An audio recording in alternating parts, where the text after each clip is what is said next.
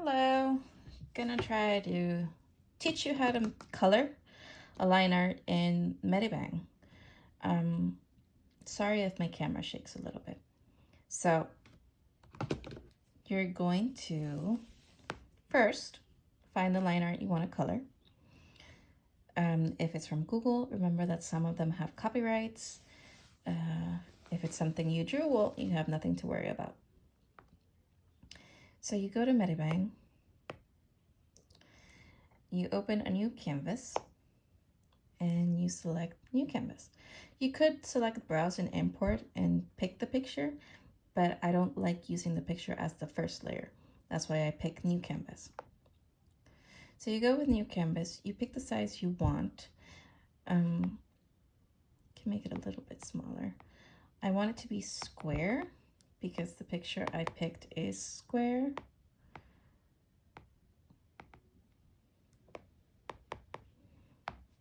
And then once you're happy with the size, you hit done. It'll give you a square canvas. So this right here is your layer window. You can turn it on and off right here. And this is what you're going to use to import the picture to color it. So you're going to hit the plus sign and you're going to put select an image to add. This is going to bring up your pictures and you can pick the picture you selected to color. See, it's a little bit smaller than my canvas and I want to make it bigger. All you do is you use the ratio button right here. You make it bigger until it covers the canvas. Or almost. I guess I can push it a little further. There we go. Done. I don't like extracting the line art because I feel it brings down the quality. So we hit don't extract line art. And then you have the art on a second layer and then an empty layer at the bottom. This is where you're going to color. So you press that layer. But if you try to color right now, pick a brush, pen, you open the brushes here and you hide them there too. And then you pick a color down here. Right now it's red. That's good enough for what I want to show you. If you try to color now, nothing happens.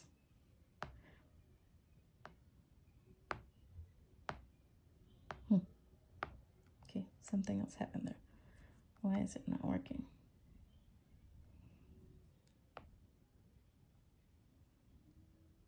There we go. So, if you pick a color and try drawing right now, it's not going to work. It did color. It just doesn't show up because the picture is set to normal.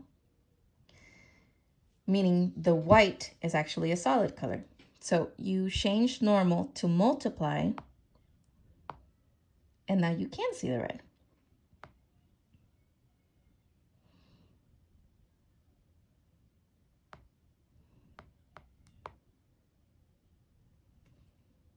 So again, you change it by tapping here. You pick whichever one you want. Multiply is the one I used to color underneath line art. Normal, you can't see what's underneath. Multiply, you can see what's underneath. To go back, you hit layer. And then you touch the underneath layer, first one, to color on that one. Obviously, we do not like this. So we're gonna clean this layer by hitting the three dots and hitting clear. We hide the layers. And then to color, you're just gonna pick brushes over here. There's a few brushes and you can actually download more. I guess that would be another video. Pen or pencil is the easier ones. I do like how watercolor works because it's a little softer.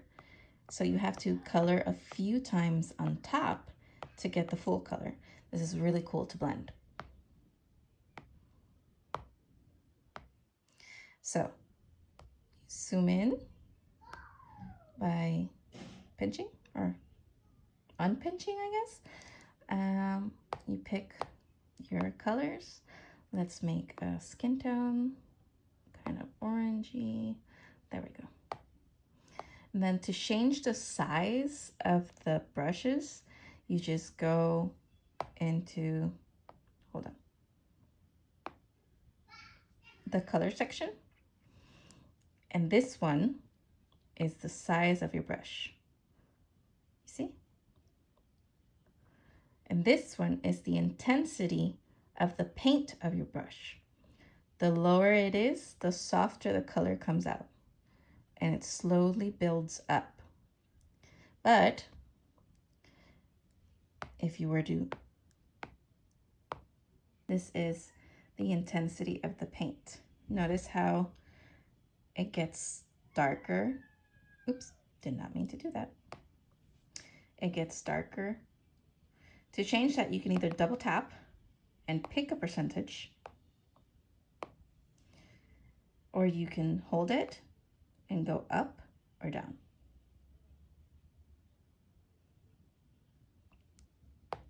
For now, I'm just gonna do the pen, so it's more simple. So you pick your size. Obviously, the smaller the pen is, the better it is for small spaces.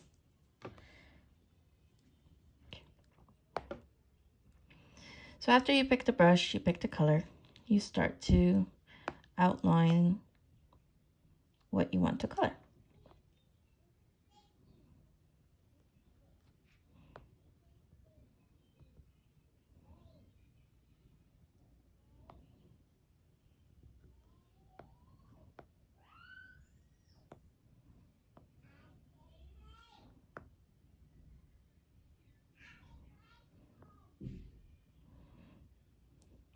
You can use the spill bucket to fill it all in quickly.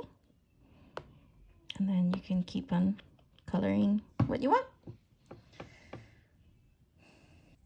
A little tip, when you're using the brush, you can change the settings here. This has certain settings you can play around with, and then there's this part that says more. It has a correction number. Right now it's up to 20, so it means that it's gonna correct my pen stroke as much as it can. You see how smooth it is? Even if I go crazy, it kind of always stays smooth. If you lower this to 0, it'll follow exactly how I color without correcting. Correcting can be a good thing though. I don't like to use the correction that much.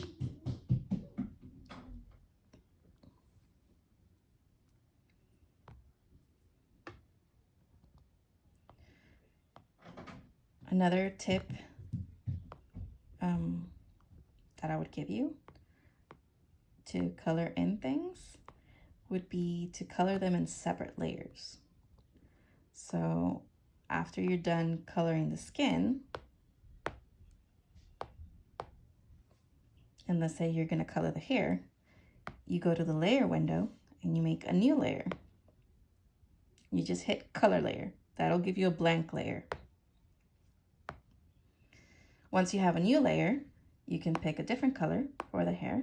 Let's go crazy and make it minty. And you do the same thing.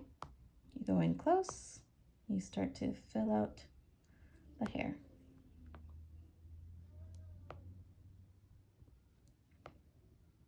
So whenever you have a closed circle or shape, you can spill in color and it won't run out.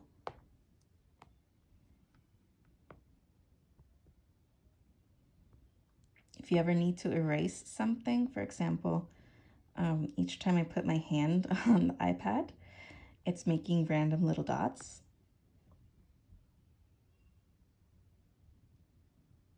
You can go, just one second.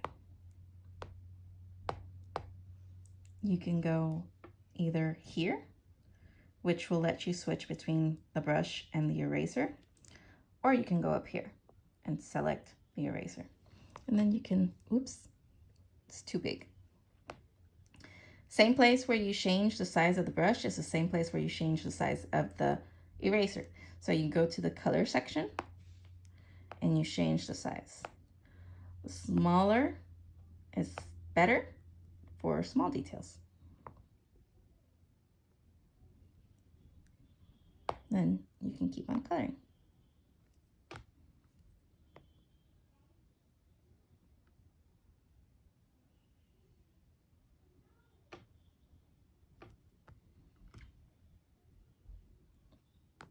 This is going to be kind of a little bit hard to color. It's got a lot of strands.